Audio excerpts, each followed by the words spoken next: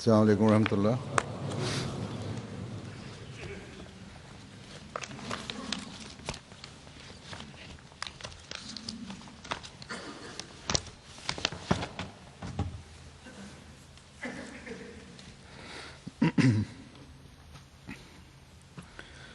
أشهد أن لا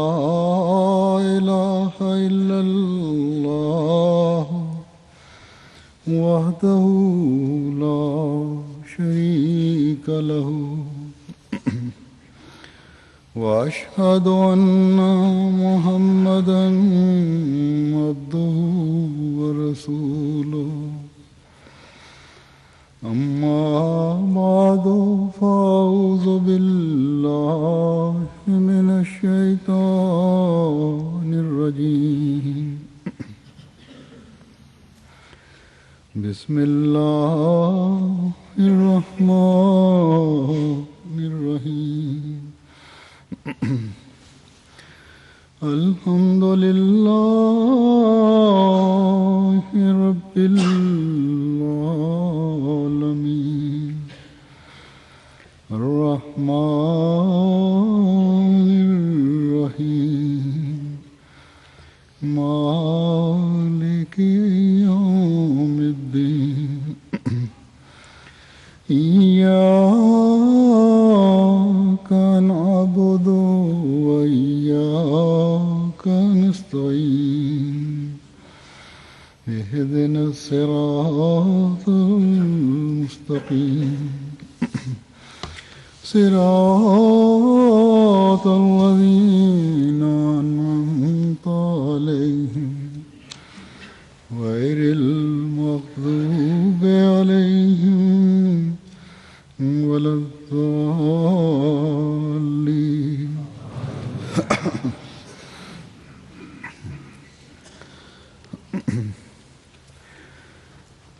اللہ تعالیٰ کے قوی ہونے کا قرآن کریم میں کئی جگہ ذکر آتا ہے، یعنی اللہ تعالیٰ کی یہ صفت ہے کہ وہ قوی ہے۔ عام معنی انسانوں کے لیے تو قوی کے یہ لیے جاتے ہیں کہ جسمانی اور عقلی طور پر طاقت رکھنا، کسی کام کو کرنے کی طاقت رکھنا، علمی طور پر مضبوط دلیل رکھنے والا۔ لیکن خدا تعالیٰ کے بارے میں جب ہم کبھی کہتے ہیں تو اس کا مطلب ہے کہ تمام طرح کی طاقت رکھنے والا، ہر قسم کی طاقت رکھنے والا، جس کا کوئی مقابلہ نہیں کر سکتا۔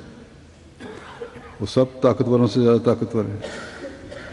اور طاقتوں کا مالک ہے۔ اپنی مخلوق کو بھی بعض قسم کی طاقتیں دے کر ان حدود کے اندر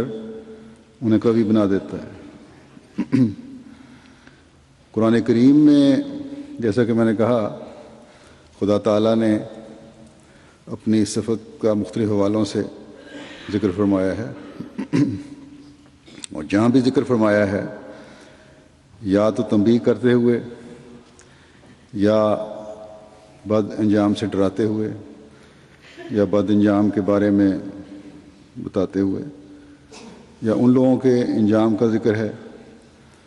جو خدا تعالیٰ کی باتوں پر کان نہیں دھرتے اور پھر ان پر اللہ تعالیٰ کے عذاب نازل ہوئے۔ لیکن ساتھ ہی یہ بھی ذکر فرمایا ہے کہ اللہ تعالیٰ کو تمام طاقتوں والا اور قوی سمجھنے والے اللہ تعالیٰ کے فضلوں کے وارث بنتے ہیں۔ سب سے پہلے تو سورہ بقرہ میں اللہ تعالیٰ نے اللہ تعالیٰ کے غیر اور مشرکین جو ہیں یا بتوں کی عبادت کرنے والے، ان کو تنبیہ کی ہے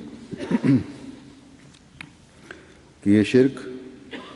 عذاب کا مورد بنائے گا۔ لیکن مومن کی یہ نشانی ہے، ساتھ یہ بھی بیان کیا اس میں، کہ اللہ تعالیٰ کی محبت کو ہر چیز پر حاوی کر لیتے ہیں۔ سورہ بقرہ کی 166ویں آیت ہے. اللہ تعالیٰ فرماتا ہے وَمِنَ النَّاسِ مَن يَتَّخِذُ مِن دُونِ اللَّهِ أَندَادًا يُحِبُّونَهُمْ كَحُبِّ اللَّهِ وَالَّذِينَ آمَنُوا أَشَدُّ حُبًّا لِلَّهِ وَلَوْ يَرَى الَّذِينَ ظَلَمُوا إِذْ يَرَوْنَ الْعَذَابَ أَنَّ الْقُوَّةَ لِلَّهِ جَمِيعًا وَأَنَّ اللَّهَ شَدِيدُ الْعَذَابِ. اور لوگوں میں سے ایسے بھی ہیں جو اللہ کے مقابل پر شریک بنا لیتے ہیں. وہ ان سے اللہ سے محبت کرنے کی طرح محبت کرتے ہیں، جبکہ وہ لوگ جو ایمان لائے اللہ کی محبت میں ہر محبت سے زیادہ شدید ہیں. اور کاش وہ لوگ جنہوں نے ظلم کیا سمجھ سکیں کہ جب وہ عذاب دیکھیں گے کہ تمام تر قوت ہمیشہ سے اللہ ہی کی ہے، اور یہ کہ اللہ عذاب میں بہت سخت ہے.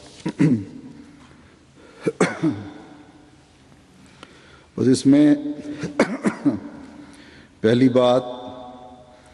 تو یہ بتائی کہ انسان کا جو مقصد پیدائش ہے وہ تو اللہ تعالیٰ سے محبت اور اس کو یاد رکھنا ہے. لیکن بعض لوگ اس مقصد کو بھول جاتے ہیں، بلکہ اس طرف توجہ نہیں دیتے، بلکہ دنیا کی اکثریت محبت الہی کو نہ جانتی ہے نہ سمجھنے کی کوشش کرتی ہے، بلکہ اس کے مقابل پر یا ظاہری بت دلوں میں گھڑے ہوئے ہیں،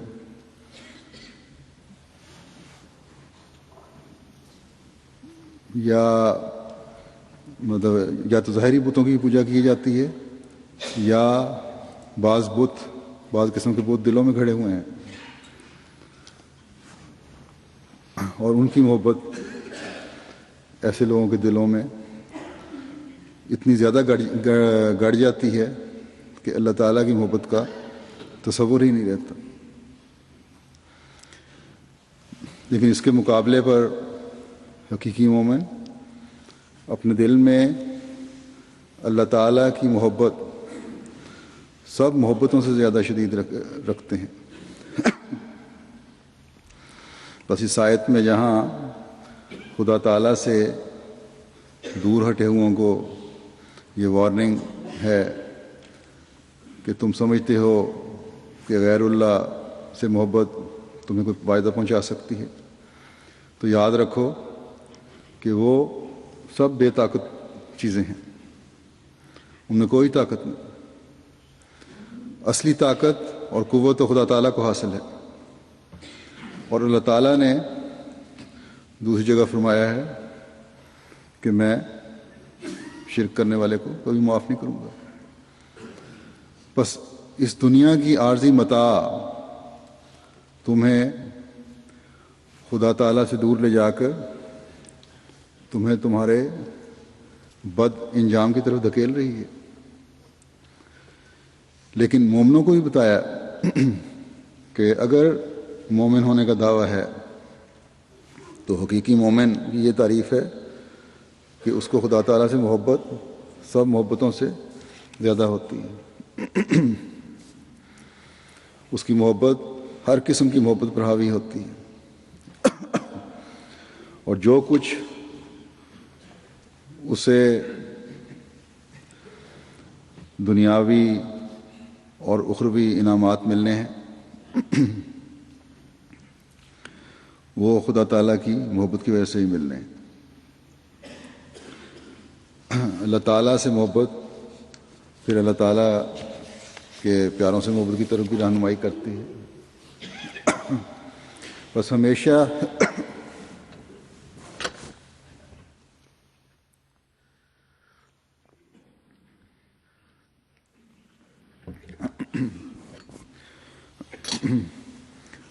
ایک مومن کو یاد رکھنا چاہیے کہ اللہ تعالیٰ کی محبت تب کامل ہوگی جب اس کے رسول صلی اللہ علیہ وسلم سے بھی بے غرض محبت ہو. فتبعونی یحببکم اللہ کے مضمون کو سمجھنا ہوگا. درود و صلوات سے اپنی محبت کا اظہار کرنا ہوگا. دنیا کی کوئی محبت ان دونوں محبتوں پر حاوی نہیں ہونی چاہیے. پھر یہ کہ اللہ تعالیٰ نے اپنی مخلوق سے محبت کا بھی کہا ہے، تو دوسرے انسانوں سے محبت بھی خدا تعالیٰ کی محبت کے حصول کے لیے ضروری ہے. پھر فرمایا کہ مشرک تو جو عذاب شرک کر کے سہڑ رہے ہیں اپنے پر، وہ تو ہے ہی، ان پر ہونے والا ہے. لیکن مومن ہونے کا دعویٰ کرنے والے بھی اگر ان محبتوں کا خیال نہیں رکھیں گے جو خدا تعالیٰ سے محبت کے نتیجے میں پیدا ہونی چاہیے، تو اپنی جان پر ظلم کرنے والے ہوں گے. کیونکہ اللہ تعالیٰ کی صفت کبھی کو اہمیت نہیں دے رہے ہوں گے.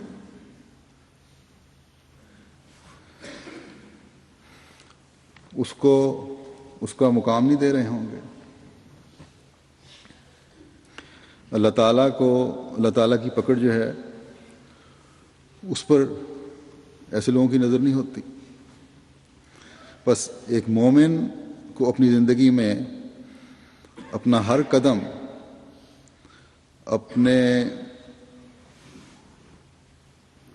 طاقتوں والے خدا کو سب طاقتوں والے خدا کیا ادراک رکھتے ہوئے اور اس کو سب طاقتوں کا مالک سمجھتے ہوئے اٹھانا چاہیے. بس اللہ تعالیٰ نے مشرکین اور غیر اللہ کو خدا تعالیٰ کے مقابلے پر زیادہ اہمیت دینے والوں کو جہاں ان کے بد انجام اور عذاب سے آگاہ کیا ہے اور ڈرایا ہے اور ان کے واقعات بیان کیے ہیں، وہاں مومنوں کو اللہ تعالیٰ سے محبت کی گہرائی تلاش کرنے کی طرف بھی توجہ دلائی ہے. اس محبت کے بارے میں کہ یہ کیسی محبت ہونی چاہیے اور اس کی اصل گہرائی کیا ہے اور کیا مطلب ہے اس کا، اس بارے میں حضرت مسیح موعود علیہ الصلوۃ والسلام فرماتے ہیں کہ جاننا چاہیے کہ محبت کوئی تصنع اور تکلف کا کام نہیں ہے، بلکہ انسانی قوا میں سے یہ بھی ایک قوت ہے. اور اس کی حقیقت یہ ہے کہ دل کا ایک چیز کو پسند کر کے اس کی طرف کھینچے جانا، اور جیسا کہ ہر ایک چیز کے اصل خواص اس کے کمال کے وقت بدیہی طور پر محسوس ہوتے ہیں، اچھی طرح محسوس کیے جاتے ہیں، یہی محبت کا حال ہے کہ اس کے جوہر بھی اس وقت کھلے کھلے ظاہر ہوتے ہیں کہ جب اتم اور اکمل درجہ پر پہنچ جائے، جب اپنی محبت جو ہے انتہا کو پہنچ جائے، کامل ہو جائے، تو پھر اس محبت کے جو جوہر ہیں، اس کے جو نتائج ہیں، اس کی جو خوبیاں ہیں، وہ بھی پھر ظاہر ہوتی ہیں. فرمایا اشربوا فی قلوبہم العجل، یعنی انہوں نے گوسالے سے ایسی محبت کی تو گویا ان کو گوسالہ شربت کی طرح پلا دیا گیا. در حقیقت جو شخص کسی سے کامل محبت کرتا ہے تو گویا اسے پی لیتا ہے یا کھا لیتا ہے، اور اس کے اخلاق اور اس کے چال چلن کے ساتھ رنگین ہو جاتا ہے.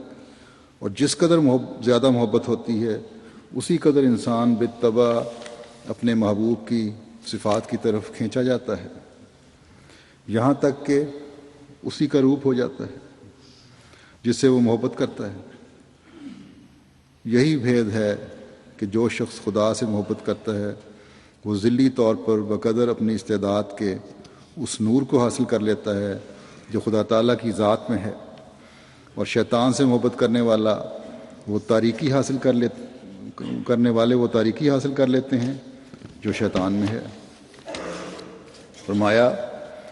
محبت کی حقیقت بالالتزام اس بات کو چاہتی ہے کہ انسان سچے دل سے اپنے محبوب کے تمام شمائل اور اخلاق اور عبادات پسند کرے اور ان میں فنا ہونے کے لیے بدل و جان سائی ہوتا رہے ہو کوشش کرے تا اپنے محبوب میں ہو کر وہ زندگی پاوے جو محبوب کو حاصل ہے۔ سچی محبت کرنے والا اپنے محبوب میں فنا ہو جاتا ہے، اپنے محبوب کے گریبان سے ظاہر ہوتا ہے، یعنی محبوب کے گریبان میں ہر وقت اس کے دل میں اس کا تصویر رہتی ہے، اور ایسی تصویر اس کی اپنے اندر کھینچتا ہے کہ گویا اسے پی جاتا ہے، اور کہا جاتا ہے کہ وہ اس میں ہو کر اور اس کے رنگ میں رنگین ہو کر اور اس کے ساتھ ہو کر لوگوں پر ظاہر کر دیتا ہے کہ وہ در حقیقت اس کی محبت میں کھویا گیا ہے۔ محبت ایک عربی لفظ ہے اور اصل معنی اس کے پر ہو جانا ہے، چنانچہ عرب میں یہ مثل مشہور ہے کہ تحبب الحمارو، یعنی جب عربوں کو یہ کہنا منظور ہو جاتا ہے کہ گدھے کا پیٹ پانی سے بھر گیا تو کہتے ہیں کہ تحبب الحمارو، یعنی محبت پانی سے پیٹ بھر گیا اس کا۔ اور جب یہ کہنا منظور ہوتا ہے کہ اونٹ نے اتنا پانی پیا کہ وہ پانی سے پر ہو گیا تو کہتے ہیں شربت الابل حتی تحبب، اور حب جو دانے کو کہتے ہیں، کسی بھی قسم کے دانے کو حب کہتے ہیں، وہ بھی اسی سے نکلا ہے، جس سے یہ مطلب ہے کہ وہ پہلے دانے کی تمام کیفیت سے بھر گیا اور جو پہلا دانہ تھا اس کی تمام کیفیت اس دانے میں پیدا ہو گئی۔ اور اسی بنا پر احباب سونے کو بھی کہتے ہیں، کیونکہ جو دوسرے سے بھر جائے گا وہ اپنے وجود کو کھو دے گا، گویا سو جائے گا، یعنی اور اپنے وجود کی کچھ حص اس کو باقی نہیں رہے گی۔ بس اللہ تعالیٰ کی حقیقی محبت ایک مومن کے لیے یہ ہے کہ اس کی رضا کے لیے اپنا سب کچھ قربان کرنے کی کوشش کرے، اور پھر دیکھے کہ وہ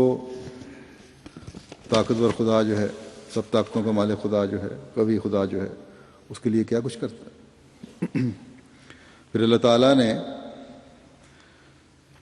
سورہ حج میں 41ویں آیت میں طاقتور کافروں کے مقابلے پر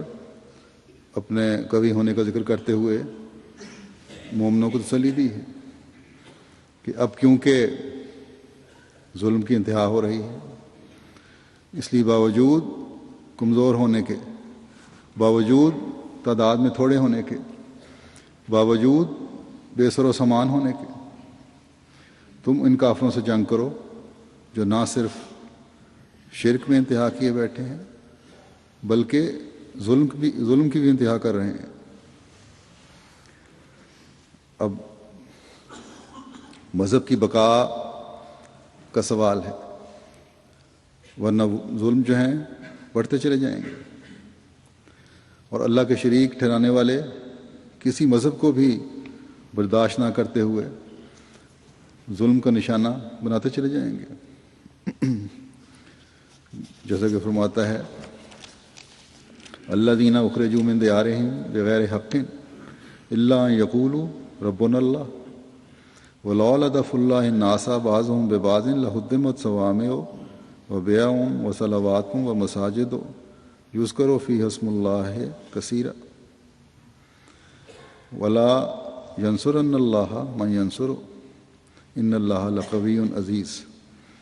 یعنی وہ لوگ جنہیں ان کے گھروں سے ناحق نکالا گیا محض اس بنا پر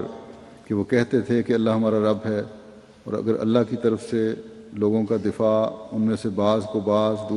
دوسروں سے بھیڑا کر لڑا کر نہ کیا جاتا تو راہب خانے منہدم کر دیے جاتے، اور گرجے بھی اور یہود کے معابد بھی اور مساجد بھی جن میں بکثرت اللہ کا نام لیا جاتا ہے، اور یقیناً اللہ ضرور اس کی مدد کرے گا جو اس کی مدد کرتا ہے۔ یقیناً اللہ بہت طاقتور اور کامل غلبے والا ہے۔ بس امن قائم رکھنے کے لیے ظلم کا جواب سختی سے دینے کی اجازت اللہ تعالیٰ نے دی کہ یہ کرو تو اللہ تعالیٰ کی مدد تمہارے شامل حال رہے گی۔ بس یہاں اصولی بات بتا دی کہ مذہب کی جنگیں جو ہیں یا جنگ جو ہے وہ ٹھونسی جائے تمہارے پر تو دفاع کرنا ہے، نہ صرف اپنے مذہب کا دفاع کرنا ہے بلکہ غیر مذاہب کا بھی دفاع کرنا ہے، کیونکہ مسلمان کا دعویٰ ہے کہ ہم نے کسی مذہب کے پیرو سے بھی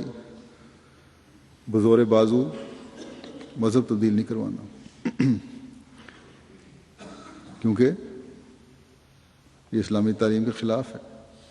اور دنیا کا امن برباد کرنے والی بات ہے۔ ہدایت دینا یا نہ دینا خدا تعالیٰ نے اپنے ہاتھ میں رکھا ہوا ہے۔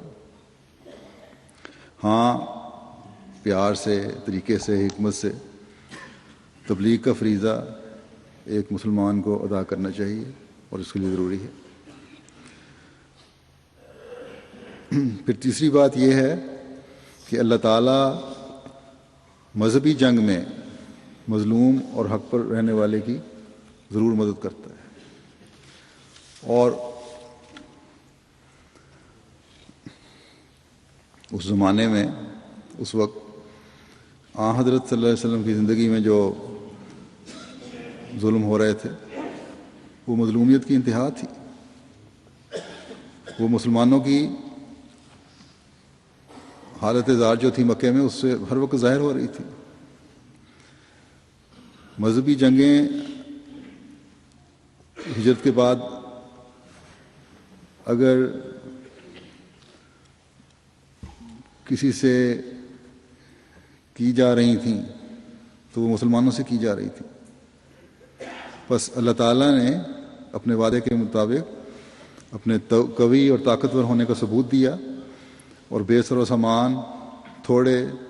اور ناتجربہ کار ہونے کے باوجود مسلمانوں کو جب یہ حکم دیا کہ جب جنگ کرو تو اس کی مدد بھی فرمائی، اور فرشتوں کو مسلمانوں کی مدد کے لیے بھیجا۔ بس اس سے یہ بات بھی ظاہر ہو گئی کہ اللہ تعالیٰ نے جنگ کی اجازت دفاع کے طور پر دی تھی، امن قائم کرنے کے لیے دی تھی۔ جہاد صرف وہ ہے جو مذہب پر حملہ کرنے والوں کے خلاف کیا جائے، باقی جو جنگیں ہوتی ہیں چاہے وہ مسلمان ملکوں کی ہوں یا غیر مسلموں کی اس کے ساتھ ہوں مسلمانوں کی، وہ سیاسی اور قومی جنگیں کہلاتی ہیں، اور آج کل جو جنگیں ہو رہی ہیں وہ سیاسی اور قومی جنگیں ہیں، یہ جہاد نہیں ہے۔ پھر اللہ تعالیٰ نے اپنے قوی ہونے کا اعلان کر کے فرمایا کہ مذہب پر حملہ کرنے والوں کے خلاف میں مذہب کے ماننے والوں کی مدد کروں گا، اور کیونکہ اب آخری اور مکمل مذہب اللہ تعالیٰ کے اعلان کے مطابق اسلام ہے، اس لیے اللہ تعالیٰ نے مسلمانوں کی مدد کا وعدہ فرمایا، اور ان اللہ قوی عزیز کہہ کر، یعنی اللہ تعالیٰ بہت طاقتور اور کامل غلبے والا ہے، اس بات کا اعلان کر دیا کہ مسلمانوں کے خلاف اگر مذہبی جنگ ہوگی تو میں مدد کروں گا۔ بس آج کل کے جو حملے یا فساد یا جنگیں ہو رہی ہیں جس میں مسلمان بجائے فتوحات کے رسوائی کا سامنا کر رہے ہیں، یہ اس بات کا ثبوت ہے اور یہ دلیل ہے کہ یہ نہ جہاد ہے اور نہ اللہ تعالیٰ کی نظر میں یہ مذہبی جنگ ہے، اور نہ ہی اسے، اور اسی وجہ سے اسے اللہ تعالیٰ کی تائید بھی حاصل نہیں ہے۔ بس مسلمانوں کو مذہب کے لیے تلوار اور توپ پکڑنے کے بجائے اپنے ایمان اور اعمال کی اصلاح کی کوشش کرنی چاہیے۔ اللہ تعالیٰ کے حضور اپنی اصلاح کے لیے رونا چلانا چاہیے، پھر بغیر توپ اور بندوق کے دنیا کو اپنی طرف مائل کرنے والے بن سکیں گے۔ دوسرے مسلمانوں کو یہ بھی اس میں حکم ہے کہ تمہیں قطعاً اجازت نہیں کہ کسی مذہب پر حملہ کرو یا طاقت استعمال کرو۔ بس آج اس زمانے میں حضرت مسیح موعود علیہ الصلوۃ والسلام کی تعلیم ہی قرآن کریم کی صحیح تعلیم ہے اور اس طرف رہنمائی کرتی ہے۔ اس پر عمل کریں اور پھر دیکھیں کہ کبھی خدا کس طرح اپنی قدرت کا ہاتھ ظاہر فرماتا ہے اور کیا کیا نظارے دکھاتا ہے۔ حضرت مسیح موعود علیہ الصلوۃ والسلام نے اسلام کے ابتدائی ایام اور مسلمانوں پر ظلم اور جہاد کی اجازت اور اللہ تعالیٰ کی مدد کا جو نقشہ ایک جگہ کھینچا ہے بیان کرتا ہوں میں۔ آپ فرماتے ہیں کہ چونکہ مسلمان اسلام کے ابتدائی زمانے میں تھوڑے تھے، اس لیے ان کے مخالفوں نے بباعث اس تکبر کے جو فطرتاً ایسے فرقوں کے دل اور دماغ میں جا گزین ہوگا جو اپنے تئیں دولت میں، مال میں، کثرت جماعت میں، عزت میں، مرتبت میں دوسرے فرقے سے برتر خیال کرتے ہیں، اس وقت کے مسلمانوں یعنی صحابہ سے سخت دشمنی کا برتاؤ کیا، اور وہ نہیں چاہتے تھے کہ یہ آسمانی پودا زمین پر قائم ہو، بلکہ وہ ان راست بازوں کے ہلاک کرنے کے لیے اپنے ناخنوں تک زور لگا رہے تھے، اور کوئی دقیقہ آزار رسانی کا اٹھا نہیں رکھا تھا، اور ان کو خوف یہ تھا کہ ایسا نہ ہو کہ اس مذہب کے پیر جم جائیں اور پھر اس کی ترقی ہمارے مذہب اور قوم کی بربادی کا موجب ہو جائے۔ اسی خوف سے جو ان کے دلوں میں ایک رعبناک صورت میں بیٹھ گیا تھا، نہایت جابرانہ اور ظالمانہ کاروائیاں ان سے ظہور میں آئیں، اور انہوں نے دردناک طریقوں سے اکثر مسلمانوں کو ہلاک کیا، اور ایک زمانہ دراز تک جو 13 برس کی مدت تھی ان کی طرف سے یہی کارروائی رہی، اور نہایت بے رحمی کی طرز سے خدا کے وفادار بندے اور نوع انسان کے فخر ان شریر درندوں کی تلواروں سے ٹکڑے ٹکڑے کیے گئے، اور یتیم بچے اور عاجز اور مسکین عورتیں کوچوں اور گلیوں میں ذبح کیے گئے۔ اس پر بھی خدا تعالیٰ کی طرف سے قطعی طور پر یہ تاکید تھی کہ شر کا ہرگز مقابلہ نہ کرو، چنانچہ ان برگزیدہ راست بازوں نے ایسا ہی کیا۔ ان کے خونوں سے کوچے سرخ ہو گئے، پر انہوں نے دم نہ مارا، وہ قربانیوں کی طرح ذبح کیے گئے، پر انہوں نے آہ نہ کی۔ خدا کے پاک اور مقدس رسول کو جس پر زمین اور آسمان سے بے شمار سلام ہیں، بارہا پتھر مار مار کر خون سے آلودہ کیا گیا، مگر اس صدق اور استقامت کے پہاڑ نے ان تمام آزاروں کی دلی انشراح اور محبت سے برداشت کی، اور ان صابرانہ اور عاجزانہ روشوں سے مخالفوں کی شوخی دن بدن بڑھتی گئی، اور انہوں نے اس مقدس جماعت کو اپنا ایک شکار سمجھ لیا۔ تب اس خدا نے جو نہیں چاہتا کہ زمین پر ظلم اور بے رحمی حد سے گزر جائے، اپنے مظلوم بندوں کو یاد کیا، اور اس کا غضب شریروں پر بھڑکا، اور اس نے اپنے پاک کلام قرآن شریف کے ذریعے سے اپنے مظلوم بندوں کو اطلاع دی کہ جو کچھ تمہارے ساتھ ہو رہا ہے میں سب کچھ دیکھ رہا ہوں، میں تمہیں آج سے مقابلے کی اجازت دیتا ہوں، اور میں خدائے قادر ہوں، ظالموں کو بے سزا نہیں چھوڑوں گا۔ یہ حکم تھا جس کا دوسرے لفظوں میں جہاد نام رکھا گیا، اور اس حکم کی اصل عبارت جو قرآن شریف میں اب تک موجود ہے یہ ہے اذن للذین یقاتلون بانہم ظلموا وان اللہ علی نصرہم لقدیر الذین اخرجوا من دیارہم بغیر حق۔ لوگوں کی جو قتل کیے جاتے ہیں اور ناحق اپنے وطن سے نکالے گئے، فریاد سن لی اور ان کو مقابلے کی اجازت دی گئی، اور خدا قادر ہے جو مظلوم کی مدد کرے، مگر یہ حکم مختص الزمان والوقت تھا، ہمیشہ کے لیے نہیں تھا، اس زمانے کے لیے اور اس وقت کے لیے مختص تھا، خاص تھا، بلکہ اس زمانے کے متعلق تھا جبکہ اسلام میں داخل ہونے والے بکریوں اور بھیڑوں کی طرح ذبح کیے جاتے تھے۔ بس اللہ تعالیٰ جو سب طاقتوروں سے زیادہ طاقتور و قوی ہے، اس کا غضب مظلوم کے لیے بھڑکا، اور جیسا کہ دنیا جانتی ہے کہ اللہ تعالیٰ نے ان مظلوموں کو جو مکے میں آگ پر لٹائے جاتے تھے، جن کی ننگی پیٹھوں پر کوڑے مارے جاتے تھے، جن کے جسموں کو چیرا جاتا تھا، اسی قوی خدا کی مدد اور نصرت سے نہ صرف ظلم سے بچائے گئے بلکہ کیسر و کسریٰ کی حکومت کے والی بنا دیے گئے۔ بس یہ ہے قوی خدا کی شان۔ جیسا کہ میں نے کہا کہ قرآن کریم میں اللہ تعالیٰ نے اپنے قوی ہونے کا ذکر کئی آیات میں کیا ہے، اور ہر جگہ تقریباً اللہ تعالیٰ اور انبیاء کے دشمنوں کے بد انجام کا ذکر فرمایا ہے، یا بعض نصیحتیں فرمائی ہیں۔ 2 آیتیں مختلف میں نے پڑھی ہیں، لیکن آئندہ کے لیے بھی اس میں خوشخبری دی ہے کہ اللہ تعالیٰ اور اس کے رسول صلی اللہ علیہ وسلم آئندہ بھی غالب آئیں گے۔ جیسے کہ سورہ مجادلہ میں اللہ تعالیٰ فرماتا ہے کتب اللہ لاغلبن انا ورسلی ان اللہ قوی عزیز، کہ اللہ نے لکھ رکھا ہے کہ ضرور میں اور میرے رسول غالب آئیں گے، لیکن اللہ بہت طاقتور اور کامل غلبے والا ہے۔ یہ تاریخی حقیقت ہے کہ حق ہمیشہ کامیاب ہوتا ہے۔ ہمیشہ تمام انبیاء کے مخالفین اپنے بد انجام کو پہنچے ہیں۔ جب تک مسلمان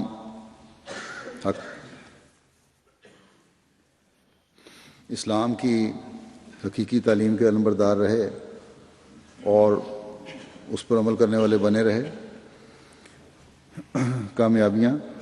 ان کے قدم چومتی رہیں۔ جب نہ دین باقی رہا نہ اسلام باقی رہا تو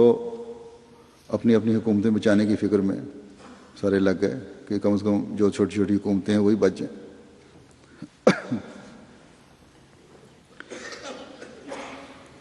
آج کل مسلمانوں کی جو حالت ہے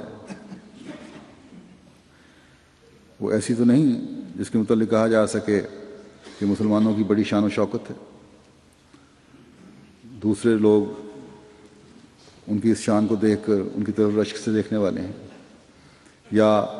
اس شان و شوکت کی وجہ سے بعض ملک ان کی طرف حسد سے دیکھنے والے ہیں۔ ہاں، یہ تو ضرور ہے کہ بعض ملکوں کی جو تیل کی دولت ہے اس پر غیروں کی نظر ہے، اس دولت کی طرف دیکھنے والے ہیں۔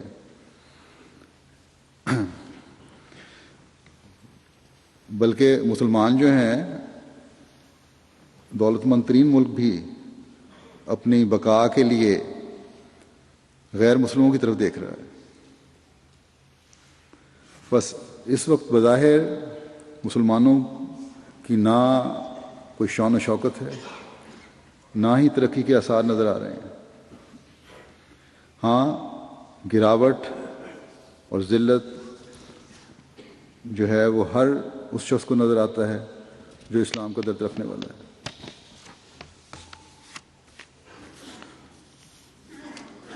تو کیا اللہ تعالیٰ کا غلبے کا جو وعدہ ہے یہ نعوذ باللہ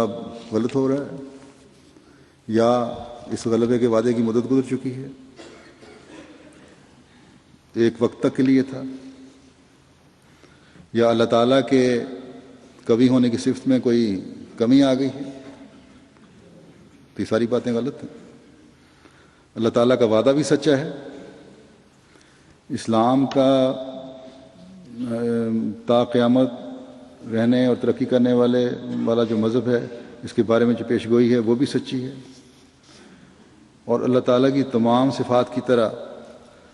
قوی ہونے کی صفت بھی ہمیشہ قائم رہنے والی ہے اور قائم رہے گی۔ اور اسی غلبے اور قوی ہونے کی صفت کے ساتھ ثابت کرنے کے لیے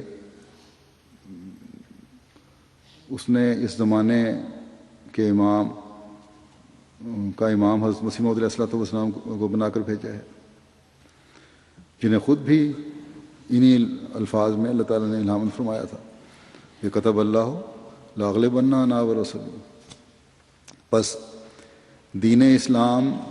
کی روشنی نے دوبارہ دنیا میں پھیلنا ہے،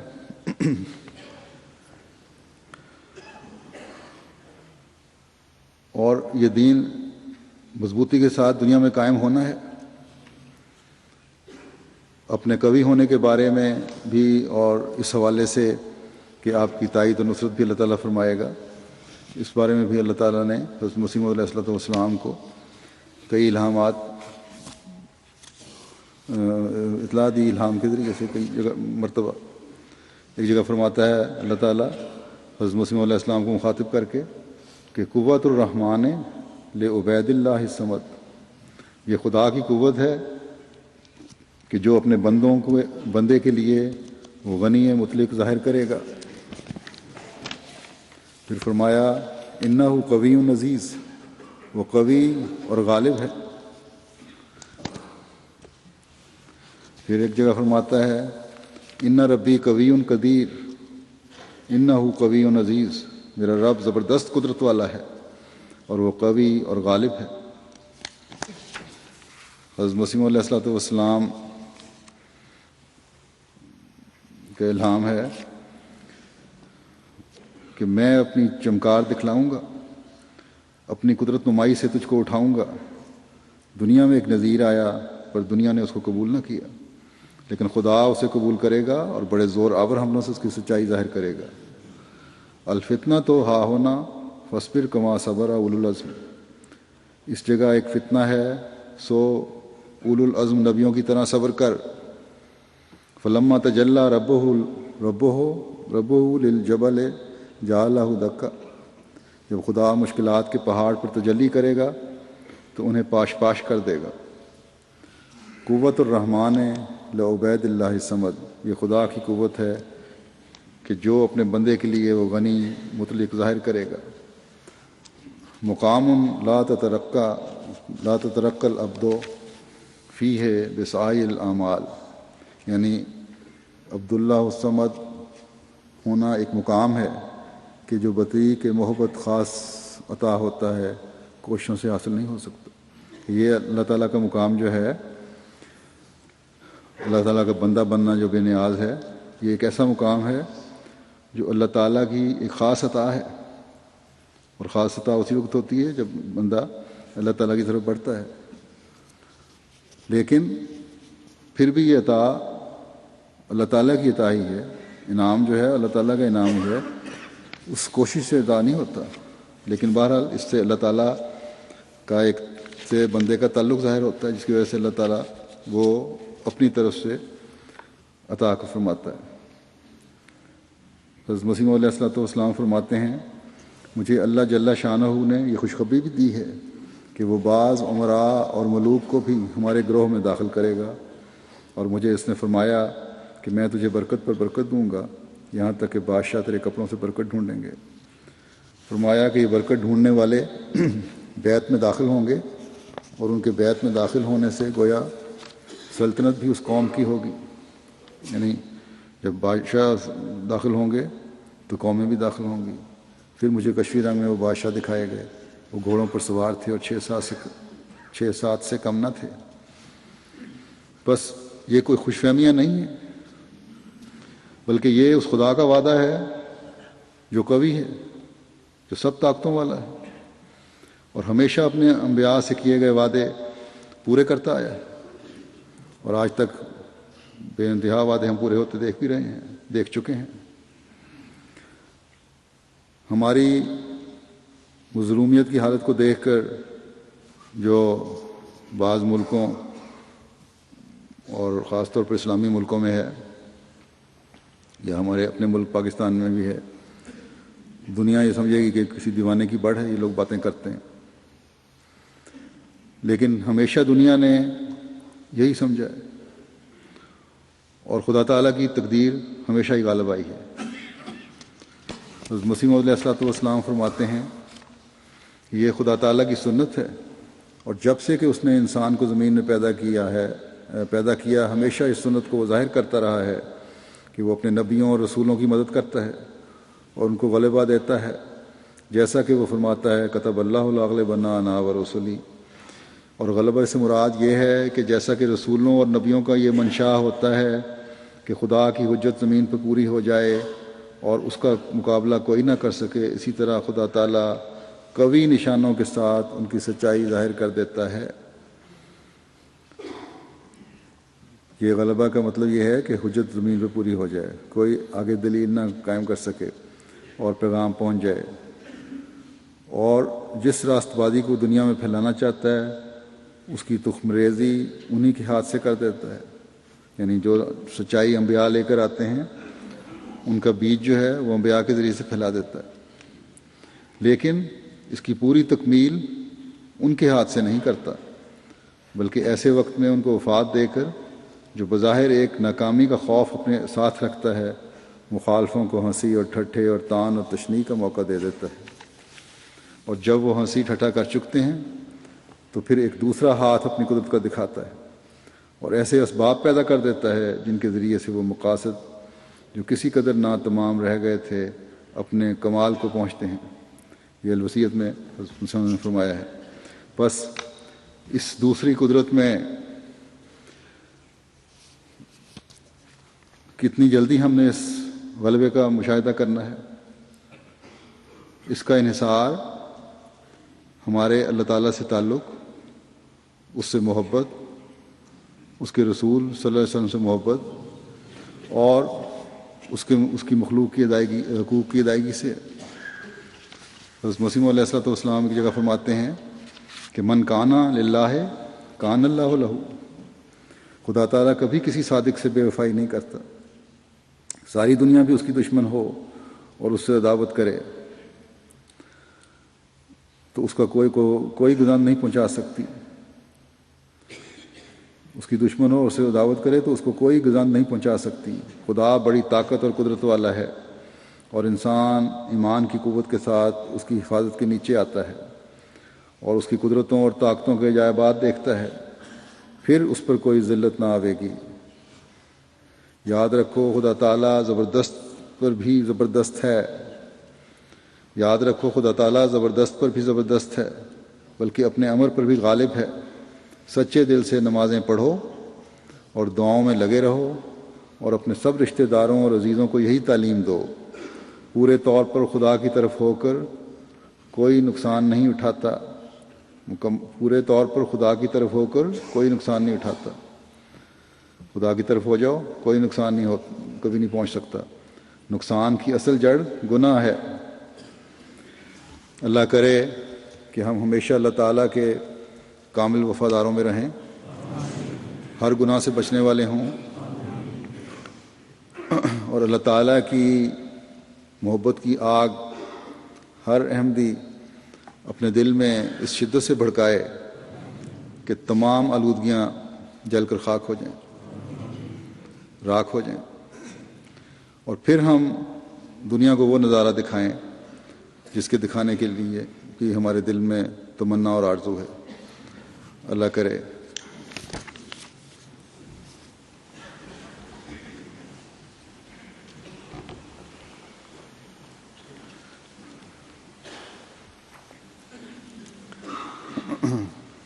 الحمد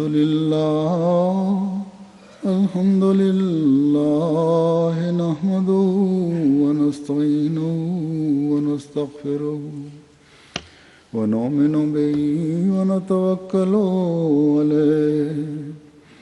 ونعوذ باللہ